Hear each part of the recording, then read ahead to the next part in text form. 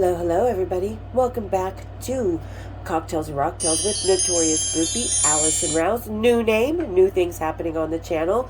Formerly Backstage Bimbo TV, but we decided to change the name. I got a lot of good input from everybody, and here we are. And today's episode is going to be my voice in audio only, but there will be pictures to accompany it. And the reason being, because the past few weeks have been incredibly hectic. For those of you who follow me on Instagram or Facebook, on Instagram I'm under The Usual Sister, so hit me up there. But you know that my beloved Suki, my precious kitty that is you've seen in some of my videos, is in failing health. He'll be 19 in August, and he's not doing well. So the love and support that everybody has given me has been so amazing. It's been such a hard few weeks. I've fallen behind on making my videos because I have been busy. I'm also going out of town for a family trip to memorialize my mother, who passed a few months before COVID. So it's just been a really, really hectic time. So thank you for all the love and support, you guys. I'm sorry that I've fallen behind on a few of my new videos. So thanks for all bearing with me and supporting, and all the love. So today, like I said, this is audio for me only, but there are going to be pictures. Because today we are going to talk about an iconic building that not many people realize, such a crazy place where a lot of cool things happened in metal. We are going to talk about Vinnie Paul's Dallas house. I will put a link down in the description to the latest article, because his house, after he passed away, his girlfriend, widow, sold it, and it has recently been torn down, and it just broke my heart because so many cool things happened in that house. We're going to talk about a couple of them. And today, while we're talking, I'm just going to have a Denver Beer Company, their graham cracker porter. You know I like my beers dark. I love it. So everybody, grab your porters, kick up your feet, and let's have a little cocktail and rocktail, shall we? Oh, yeah. Sorry, I'm pouring. I don't know if you can hear it. I'm trying to hold it up to the microphone so you get some really good sound effects at least. All right, everybody, cheers, big ears. Really good. These guys from Denver Beer Company, I'll put a picture up of it here in a minute. Like I said, there'll be plenty of pictures to go around for this whole episode, but I'll put a picture of these guys up. I'll put a link to the description. Always look in the description. I have the link to my book, my Patreon, my merchandise, any alcohol or the cocktail we're having for the day. So always look in the description, guys. All right, so let me start. I'm gonna, like I said, put up a picture. Vinnie's house in Dallas was the first house he bought, like with his Pantera money when they got big. So he, knowing Vin the way we do, he has a big personality, a big, wonderful personality. So of course the first house he's gonna buy is gonna be big and wonderful, and it's this kind of 80s white, very deco kind of house. Maybe not everybody's style, but a lot of white, a lot of checkered floorboards, a lot of crazy stuff going on, and a room that not a lot of people knew about. Maybe they did, maybe they didn't, but I sure as hell did know about this room. So like I said, you'll see it here, the White House with all those white brick, the clear glass bricks. Now in those glass bricks, he used to have these big flowers that were those fiber optics, you know, kind of like, his house was almost Vegas rock and roll, which really described Vinnie to a T. And it was a beautiful house. He really did a great job at putting the rock and roll memorabilia up. Like, there's a picture from the staircase I'll put up, and really made this house his own. And part of the charm that made this house was Vinnie's favorite drink, as we know, was Crown Royal. Later years, he switched to Sky Vodka because he thought it would be healthier for him. No, it wasn't. So anyway, he had a pool right here, as you'll see in the picture, made of the Crown Royal bottle. Yep, that actually is Vinnie's pool right there. It was an Architectural Digest. He since had the pool redone, kind of, you know, from that, made it bigger, made it better. So it wasn't the same when he died and the house was torn down. But here's a picture of that Crown Royal pool. Now, this pool is very, very noted for having a lot of naked bodies in it, not just strippers and groupies and stuff like that, but other musicians, obviously, because Vinnie was kind of what I refer to as the American Lemmy. He knew everybody and loved everybody, and everybody loved Vin. When they were in Dallas, they would come party at his house and they'd come party at the strip club. So there was a lot of rock and roll icons, from obviously like Zakk Wylde and guys in Metallica and guys in Anthrax and Slayer and country stars like David Allan Coe, and a lot of really different musicians who went into this house and partied and really got to experience the Vinnie Paul hospitality, because Vin had an incredible hospitality. He would cook and drink. I mean, it was just no holds barred. You don't worry about anything. Let me take care of you. A lot of cooking went down in this kitchen in this house, and it was just so amazing, because this is where Vinnie, as much as he loved to be on the stage and being Vinnie Paul of Pantera, he loved being Vincent Paul at home with family, with friends, cooking and partying and hanging out and really bonding and just being a great, great host and person to really know. So you'll see here in the kitchen, a lot of cooking, and, well, at least a few times sex on that counter happened. At least it did with me, and it probably did with a few other girls. Maybe he had to stand on a step stool because Vin wasn't that tall. He says he's 5'9", but I say more 5'7". And I don't mean that mean, because there's nothing wrong with height. I don't care about your height. It's just is what it is. So anyway, a lot of cooking went on in this house. A lot of good parties. And some of those parties migrated to a little room he had that had a little secret door to it. At least when I was there it did. And that was his sex room with the swing.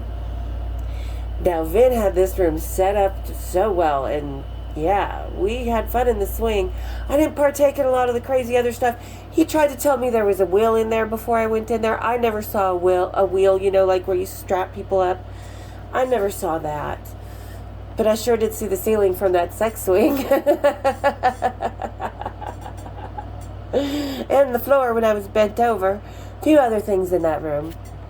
So, of course, they're not going to have that on any interior photos of Vin's house. He had a beautiful, huge bedroom that was all decked out in black and reds, and yeah, that was Vin, just all black pretty much, and Dallas Cowboy stuff, and because he was a huge Dallas Cowboy fan, any Dallas team, including the Dallas Stars, the hockey team, which will lead me into this next story. Hold on, grab a beer, take a drink, because you're going to want to after you find out what happened. Okay, now this story has been rumored before, and a lot of people, even other metal musicians, ask me if this story is true, and 100% yes it is. I do not doubt Vin would never lie about anything like this. Yes, this actually happened. So one year the Dallas Stars, they win the Stanley Cup series, right? So where's the party? Strip club, the clubhouse, and then Vin's house. Well, party's going on, and you know the team had the Stanley Cup with them, and I don't know how they get the Stanley Cup with them, and I'll put a picture of another scene in a different pool for this, because you'll see this is actually more common than we think, that the Stanley Cup goes out and parties with the players, because it's a scene that is not Vin's pool. But you're going to hear this story. So, okay, for those of you who have never heard the story, so they're partying at Vin's house, and a bunch of people are standing with the Stanley Cup off the balcony, and I'll put the picture up here and kind of put an arrow to where the bedroom was and the balcony was. The pool in the picture is different, but it was still the Crown Royal pool at the time. So, Vin, couple other musicians, some of the Stanley Cup players, they're all standing on the balcony off Vin's bedroom. Stanley Cup in hand. Probably taking some drinks out of it, doing some shots of Crown. Who knows what the fuck that Stanley Cup has been through. Only the Stanley Cup can say.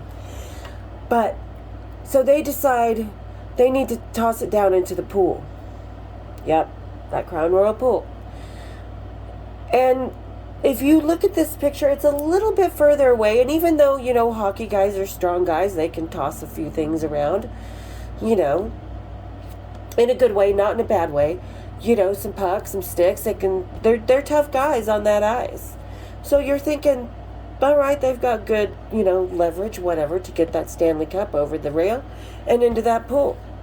So they huff and they puff and they swing that Stanley Cup and do a 1, 2, 3, and vroom, over it goes of that railing in the bed off Vinny's bedroom. Oh, Vincent Paul, it did not make the pool. All of a sudden, you just hear clank, clank, clank, clank, clank, clank, clank, clank, clank, clank, it's rolling and bouncing, and then it's just rolling, and then it's just sort of rocking back and forth. Sort of goes into the pool, but didn't really make the pool. So Vincent Paul's house is famous for one of the places where the Stanley Cup was a bit damaged when it came back from that party, kind of like we all are from Vincent Paul's parties. Because if you ever party with the Pantera, you are hurting in the morning. And trust me, there was a few times I was hurting in the morning at Vin's house, and it wasn't just because of the sex. In a good way. So, yeah, because I used to go down to Vin's house. He would be like, you need to come dance at my club, the clubhouse. So I'd go down there, and he'd be like, no, I don't want you dancing, girl. You just hang out with me. And I'd be like, Vincent Paul, oh my God. So I know this house, and I love this house because, one of my favorite things in that house, which is really sad, was waking up in the morning to him making the big breakfast. Why you like turkey bacon? I don't know. I've never seen this shit. But it is good, would say Vin, because I don't eat pork. And I don't eat a lot of beef either, but...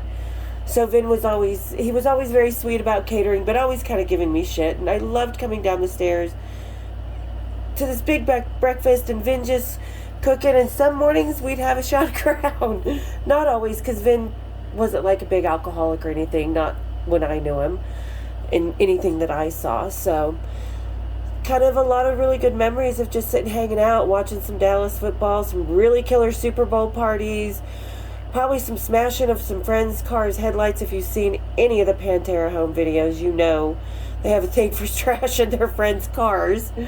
Which, okay, that's fine. They always bought him another one. No problem. Right? But so this house that has seen a lot of rock stars, a lot of good times with family, and Lord knows it's seen a few conversations that were kept Pantera hanging on by the skin of the chin, so to speak. Because, that's where Vinny was when Pantera really broke up. He was at home. That's where Vin was when he took his mama to the doctor and she was diagnosed with cancer and then passed away 10 days later. That's where Vin had some of his best times, his good times. That's where he found solace when his brother and friends were murdered. Or unalived, I should say. Can't really say the M word here on YouTube. So there was a lot of really rock and roll iconic moments that went on in this house. I mean, for me, it was kind of the Graceland of the metal world. And it's sad that it is gone and that it's just torn down and not kept around. And I understand people want new, they want the aesthetic, they want all the cool, hot new look and everything. And the house was dated and it was very 80s, cocaine dealer kind of style. Vin kind of laughed when I said that, but he kind of didn't. So anyway, there you guys go. There is a few stories that I do know went on in Vincent Paul's house and how he really lived his life at home. He owned his own tour bus, so the tour bus would be parked in the driveway, kind of towards the side of the house. Always hanging out, ready for a good time, like most tour buses are. And the house too, it was always, the second you walked in the house, it was just so welcoming, so alive, so funny, and a lot of days so hungover, but in need of a Bloody Mary. So that's it, guys. There is Vincent Paul's house, an iconic metal place that is very unknown of really truly how iconic that place had to do with one of the biggest metal bands in the world. and one of the best drummers we will see in our lifetime, because Vin was a phenomenal drummer. I mean, that house saw so many milestones in his life and his career, but the memories remain, you know, and that's a good thing. So hope everybody who had good times in that house, their memories remain as well. And you guys, thanks a lot for all the love, for the support, for everything you guys have been showing me, especially over the past few weeks. It's been really hard. I just can't thank you guys enough. So love you lots and lots. And everybody, don't forget to subscribe. Don't forget to hit my bells. Don't forget to share. Spread my legs like, or spread this channel like I spread my legs in the 80s. You get it. You guys know. You're awesome. Alright guys, thanks for tuning in for another episode here over at Cocktails and Rocktails with notorious groupie Allison Rouse. We'll see you on the flip side. Cheers, big ears.